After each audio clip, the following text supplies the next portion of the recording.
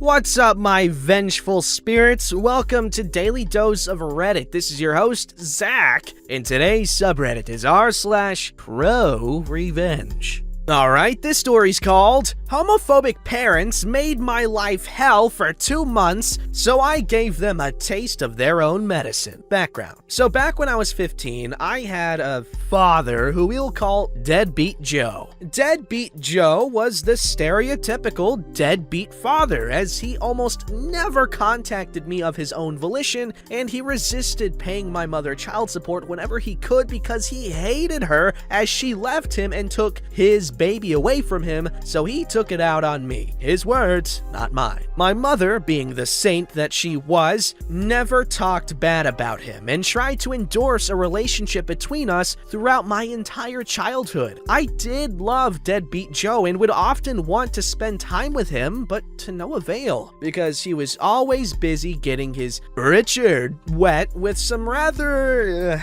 questionable women. So I was basically forgotten about by him until the few occasions when he realized he remembered that he did have an older son. Because of that, I was raised by my mother and my stepfather, who I call Dad. They really loved and still do love me, and they worked their asses off to make sure that I was well cared and provided for. Unfortunately, me and my family had to move away to another state when I was 12, which meant that my parents ended up buying a house, which we moved into. Now, something to mention, up to this point, we were very poor, and my parents ended up buying a house after getting a great deal for it. However, the house was and is very poor quality, and my parents didn't know that, so we ended up basically getting scammed. My mother lost her job, and over time, we ended up becoming so poor that we ended up having to rely on food banks to supply us with the food necessary to survive. Luckily, or rather unluckily, Deadbeat Joe and his new wife, who we'll call Chris, said that they'd take me in and that they had a good, decent quality of life, which my parents bought because, to my mother, Deadbeat Joe didn't really seem like the type of guy who would lie about something that big, so despite my objections, I hated Deadbeat Joe by this point, I went to go live with Deadbeat Joe and Chris, plus their kids, due to the fact that my real parents were about to lose our home at the time, and they didn't want me to be homeless along with them. At first, they were very welcoming, but after a few weeks, things started to change. Both Chris and Deadbeat Joe had lied, and they were just as poor as my parents were. Over time, Chris had started to show the volatile side of herself, and Deadbeat Joe found out I was gay, which was a problem due to the fact that he was very Christian. I mean, apparently not a very good Christian. They both really hated how I was lugabutta despite claiming otherwise, as Deadbeat Joe felt that I needed mental help because he felt that being gay was an illness. They tried to force me to confirm to their beliefs that being gay was wrong, but I refused, which made them very angry. Chris also ended up just being horrible and manipulative to me on a regular basis, as she would do things like set up a schedule for when us kids could do certain things, refuse to let me go to school for no good reason, threaten to isolate me from her entire family if I didn't do what she wanted me to, etc. Due to all of this, it caused me a lot of stress and anxiety over the 2 months I stayed there, and I would cry a lot in the corner of my room, wishing that the fuses that kept breaking would set the house on fire and take me with it. It built up a lot of anger and resentment within me, and all of the things that Chris and Deadbeat Joe would do and say to me. After a while, the hostility in the house built up, and I would eventually be accused of being a kid diddler who wanted to diddle my brothers because Chris said that someone looked up child video of the adult variety, variety, oh god, on her cell phone. Deadbeat Joe ended up taking away my phone and threatening me with knives, which culminated to me taking my phone back and running away to hide in the bushes outside of the trailer park we lived in. The cops came. My parents manipulated the situation to make it seem like I was a terrible child, and they left. The next week was a living hell afterwards, as Chris and Deadbeat Joe kept trying to get a confession out of me and kept threatening me, but I held my ground and was able to leave their house and move back in with my parents. By this point, I was seething with rage, but I didn't do anything to them as I wanted to move on. However, a month after I left her house, I remembered the smug face Chris made throughout the week she kept me a prisoner in her house and kept trying to ruin my life. I decided that I hated her too much to not retaliate against her and her husband. So that's what I ended up doing. The revenge. I decided that I would sign Chris up for all the spam and junk mail I could find, using the information I could find online and on the school directory of the school she worked at. Looking to hear the sacred word of Scientology?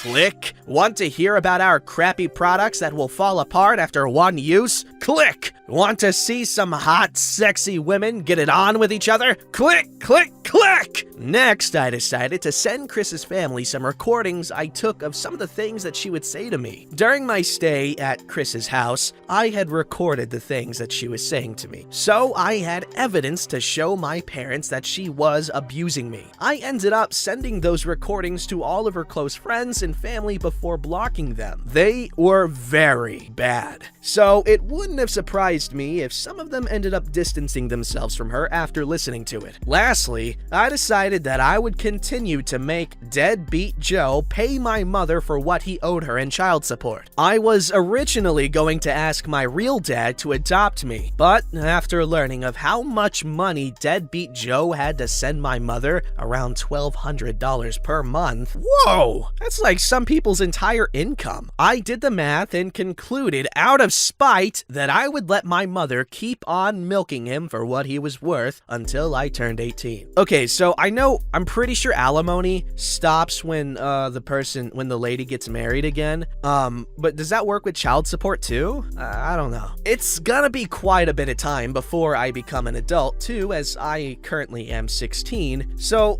by the time I have turned 18, Deadbeat Joe will have to legally pay my mother $25,000 over the next few years of my life, which is definitely not something to sniff at. Really? Oh god. You were right! Resolution. I never heard back from my evil parents after I carried out my revenge against them, so I don't really know how their immediate reaction towards what I'd done. However, after going back to the school directory to see if any changes were made to it, I discovered that almost all the teachers' info was scrubbed from the site, and my stepmother's name was nowhere to be found. I connected the dots, and it made me realize I had caused an entire site-wide change. And the reason why I'd never heard back from my abusive parents was because of how badly I had humiliated Chris, and I knew that Chris would have flogged Deadbeat Joe if he dared try to talk to me again. After realizing this, I laughed so hard I almost pissed myself, and I left the school's website. Currently, I am studying for an exam that will earn me a certification in an aspect of designing, which is important for the field I want to get into. I am taking my education seriously, and I now have opportunities that I wouldn't have been afforded had I stayed at Chris's house. I have made some new friends and have now moved on from the things that my parents did to me. Damn. First of all, OP, good job at staying strong. That could not have been a very nice environment to live in for even 2 months. And 2 months is not a short amount of time. Oh my gosh. Well, all I can say is, I'm glad that you have parents that actually do love and appreciate you, as that is incredibly important, in case you couldn't tell. So, yeah, I'm happy for you, man. Good job. Alrighty, this story's called I Can't Be Hired Directly. You don't get my system. So, my backstory. It's crooked. I had scoliosis. I'm joking. I didn't. That's not part of the story if you're just listening. I was doing something called a joke. Anyway, so my backstory. When I was about 20-ish, I worked for a company named for a fruit that didn't sell fruit.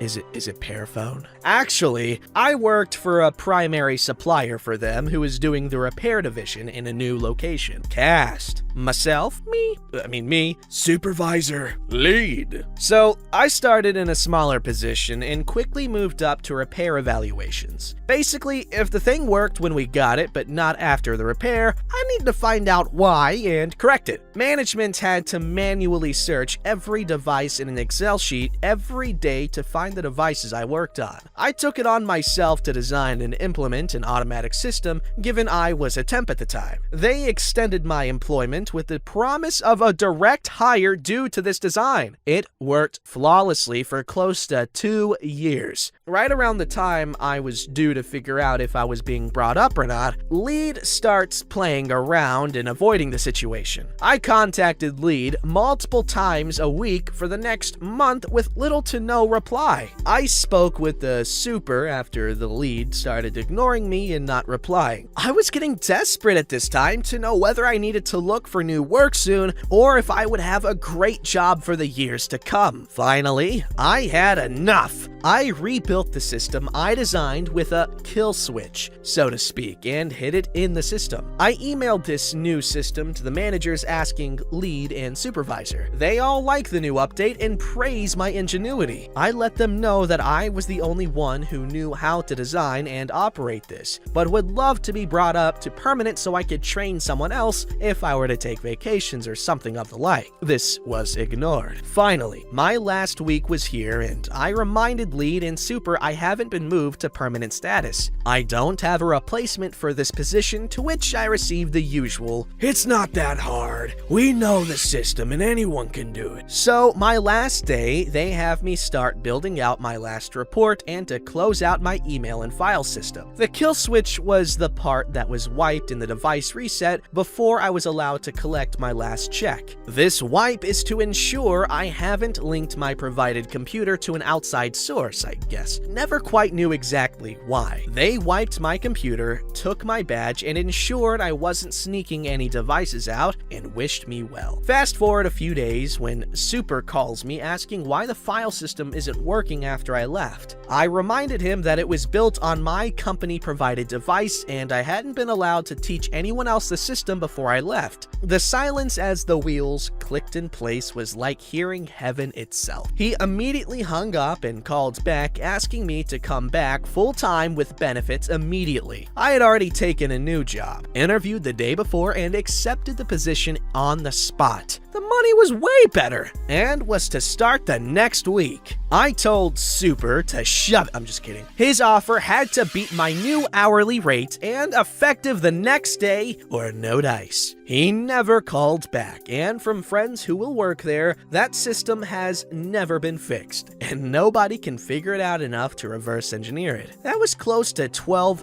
years ago now. I'm pretty proud of myself. You should be. That's like such a boss move, and you were literally a temp. Alright, this story's called My Teacher Hated Me. She got suspended for it. I was in 2nd, 3rd grade at the time. My teacher, Mrs. Peters, rewarded us with cupcakes one Friday for good behavior. Well, I was the teacher's favorite target for several stupid reasons. The main reason was because I supposedly never paid attention in class. She probably hated me too. The evil old hag suddenly decided that I don't deserve any cupcakes, knowing that I was looking forward to having one. What?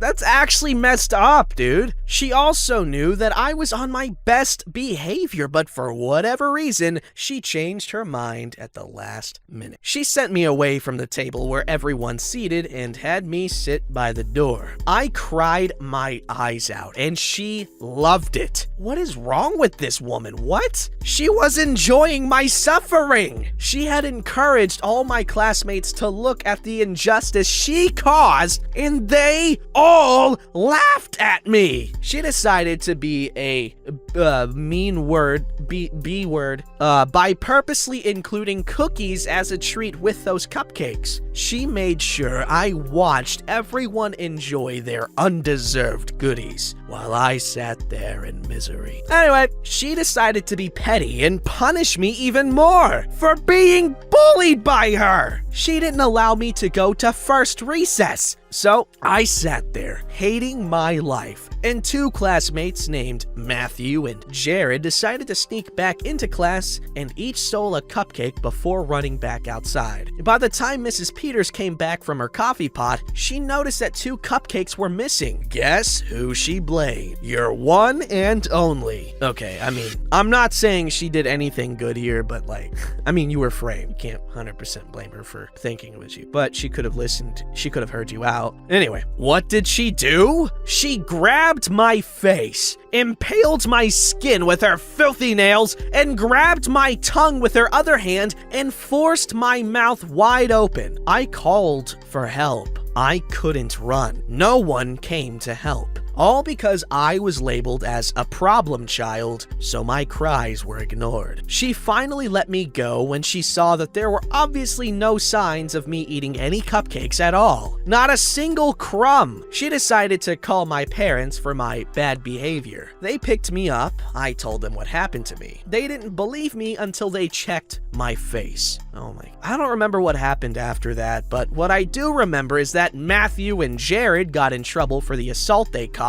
Thank you, Michael and Matthew and Jared's parents. They were an emotional wreck for a long time. They didn't want to be near me. As for Mrs. Peters, she was gone for several months, and I only saw her during the last week of school. I don't know how she was disciplined for all the crap that she did to me. She was a different woman toward me. She was way too nice to me. Way too nice to everyone. I didn't trust her at all, and I never ever saw her again after that. That old hag might be already dead. Good riddance. Edits. Matthew and Jared had got me in trouble several times before because it was apparently funny how the teacher bullied me. They witnessed the teacher drag me into a timeout chair once. She didn't leave any marks. They weren't innocent at all. In fact, they laughed when the teacher laid her hands on me in separate incidents. They didn't witness the said assault in the story. I just hope they know better now. Abuse is not funny.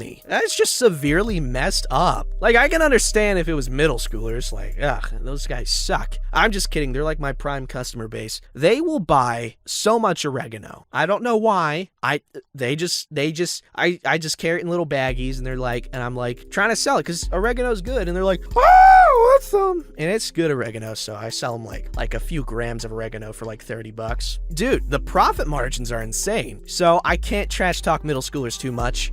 They seem to have a passion. Every middle schooler seems to have a shared passion for Italian seasonings. So, yeah. But anyway, OP, I am so sorry you had to go through that. And I hope you don't hold it against every other teacher because, as you know, teachers are great. I mean, I hope you have learned and seen that after this. You know what I'm saying? Okay, moving on. Wait, no, that's the last story. Don't forget to like, subscribe, and hit that bell to never miss an episode.